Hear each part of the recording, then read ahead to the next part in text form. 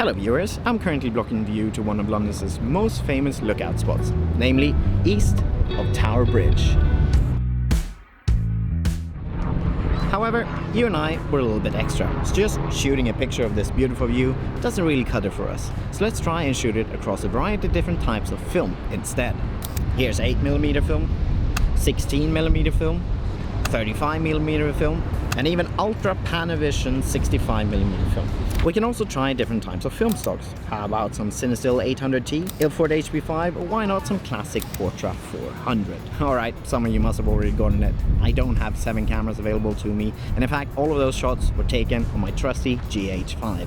But even though I might wish I had all those cameras available to me, I actually don't need to, thanks to the film-like color grading plugin Dehancer. Let me explain. Alright, full disclosure time. Dehancer did reach out to me to try the product out. However, I'm not getting paid to make this video and I can say whatever I want about the software. Although I do get to keep a license going forward, and there's this affiliate promo code which you can use to get 10% off Dehancer should you decide you want it. But stick around to hear my thoughts and use cases before you do that. There's tons of other videos out there which establishes that Dehancer does a really good job of adding a beautiful film look to your footage. Although, to be thorough in my review, I headed out into town to confirm whether that will be the case.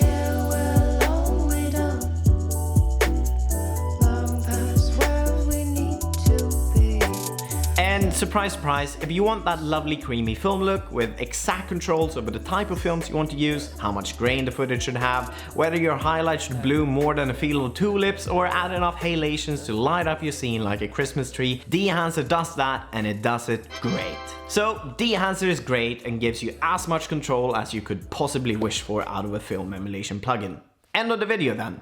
Nah, not so fast. If you're gonna pay $549, $494 if you use our promo code, I want to see if there might be some other use cases for it as well. In my day-to-day job, I edit a lot of content, and in doing so, 3 scenarios come up where I'd like to see if we could use Dehancer there to maybe spice things up a bit. Scenario number 1. Screen captured footage. Let's say we're editing for a show that reviews movies. The host is going to talk about Wes Anderson's latest film, and to make his point, he's going to cite this article from Vanity Fair. As the editor, we would in this scenario open up our screen capturing software and get a clip of us scrolling through the article. The clip as is, it's okay, but it's pretty boring. However, let's add a Dehancer plugin to it, and that actually looks really good. Night and day difference, and it took me less than a minute to do. Scenario number 2. Stylized titles. Titles are just about the most effective tool an editor can have at their disposal when we need to emphasize a point, clarify a message, or capture someone's attention. In After Effects, we've already got this title animation, but yet again, it looks boring. So from here, I would firstly maybe create an overlay, add a drop shadow and a wiggle expression to the position for it to move around a little bit. That's better, but we're still lacking that extra little bit of spice. I'm gonna add Dehancer to the comp, turn off all the film expressions and just enable halation and bloom. And with that done, we've gone from this to that in a matter of seconds. Scenario number 3.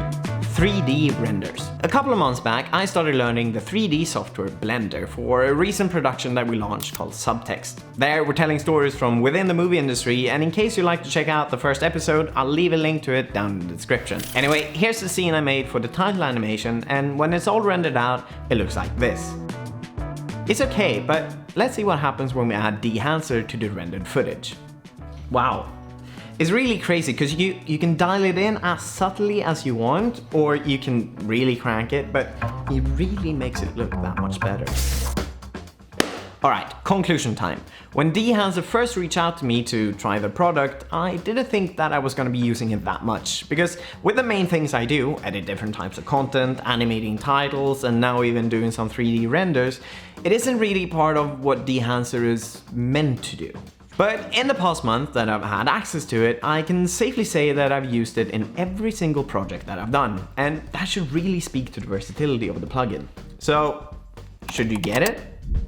If you deliver client work on a regular basis and want a way to spice up not only your footage but your titles and graphics as well, Dehancer is definitely worth it. It saves you time, you have unlimited customizability, and you can dial in a look that's either highly stylized or just something to add that extra little sparkle that makes your video stand out from others and impress your clients. If you don't, or you're just getting started, I would advise you to hold off from getting the Dehancer plugin for now, mainly because you might want to put that investment somewhere else.